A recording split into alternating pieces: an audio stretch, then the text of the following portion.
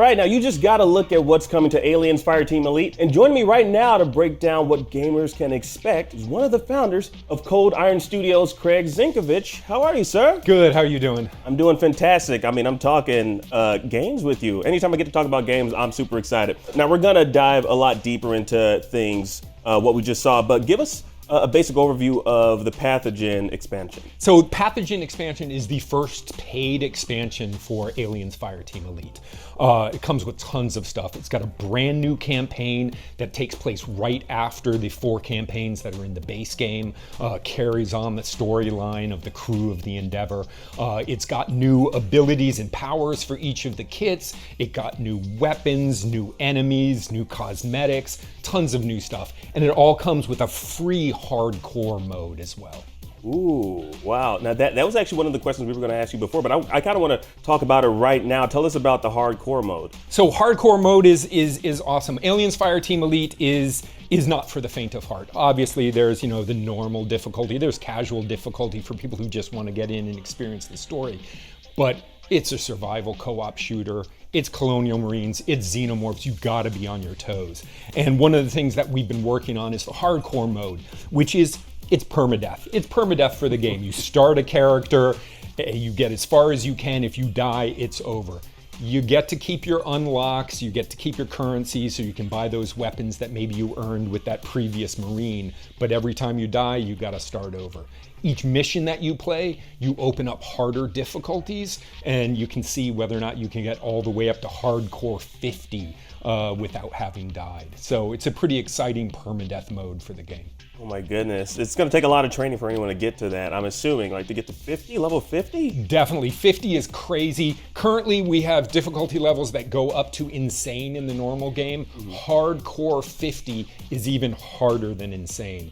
It's going to be really, really difficult not to take a full, very coordinated fire team group of your friends in there and still not get annihilated. Now, the Season 3 Lancer went live back in April. Yep. Now, bringing with it, of course, like a bunch of free additional content. We're talking about a new class kit, loadout presets, challenge cards. How do you think this new expansion will complement or enhance what you and the team's done previously? Oh, sure. So since August, since we launched the game, we've been working on it. Yeah, as you said, Season 3 came out in April. We had Season 1, Season 2. We've added multiple new class kits, a lot of new content, systems, quality of life features to the game. Season 4 is even coming out in July before the expansion comes out. We haven't announced everything that's in there, but crossplay is going to be in there. Looking forward to getting that out, letting people team a little bit easier before we get the DLC in August. And all of that leads up to the new content, to the new storylines. Obviously, the expansion also has tons of new weapons, tons of new attachments. The expansion also has new, perks, new power replacing perks, which are basically abilities for each of the classes that we've launched since. So really, this year has been kind of building up all of those new additional things so that the expansion can be that, capper right at the end. That's so awesome to hear that, before we even get this expansion that we're going to get another season. That's so great to hear. Now, so Aliens Fireteam Elite has been out for about almost a year, about 9 months. Yep. What have you and the team learned in this time that's led up to this new DLC release? Like, what are fans saying? Oh, I think that the core fan base really, really likes what we're doing, but they just want a whole lot more. And that's what we're trying to do as much as possible. Small indie Cold Iron Studios here working on such a hit game. It's such a fantastic honor to be doing this.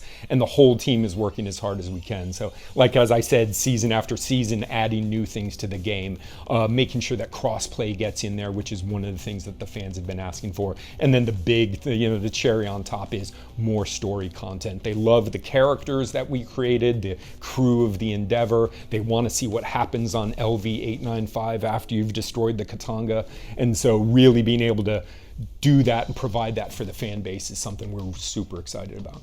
Yeah, and what I love is, because you and I talked about this off camera, is the fact that this takes place years after the movies, correct? Yep. So you're not beholden to, we're playing within the universe of Alien or Aliens or Aliens 3, where you all are creating a new, new lore I guess, Sure. would you say? Yeah, it's a cooperation, obviously, with Disney and all of the other, extended universe properties, the novels, the comics, stuff like that. But it really is an honor. It really is a privilege to be able to kind of add things to this universe that we're just amazing fans of. And so it's a labor of love for us to be able to play in this universe, and we take that responsibility extremely seriously. Now, Craig, we're going to queue up some video for you to kind of just walk us through. Cool. But before we get to that, can you give us a breakdown of some of the new weapons we can expect to see with this DLC? Tons of new weapons in the Pathogen. One of the things that I'm really excited about, we added a new weapon manufacturer, Alpha Tech. It's one of those things that is in kind of the extended universe. The lore shows up in like older comic books and some other games. But kind of expanding on that, there are a bunch of weapons from Alpha Tech that we're adding to the game. I think one of my favorites is there's an SMG that acts like a shotgun. And so it's like the fastest firing shotgun possible. That's kind of the dev team right now is having a really good time using that. That sounds freaking amazing. Now, okay, Craig, so booting up the game, what are players going to immediately notice pertaining to the Pathogen update? Like, is it just new content, or will we see like any new unique weapons, aliens, or system overhauls? Sure. So the expansion comes with, pretty much the gamut of everything. Not only does it come with a brand new campaign that has new maps, new storylines, new locations, new enemies that show up in there.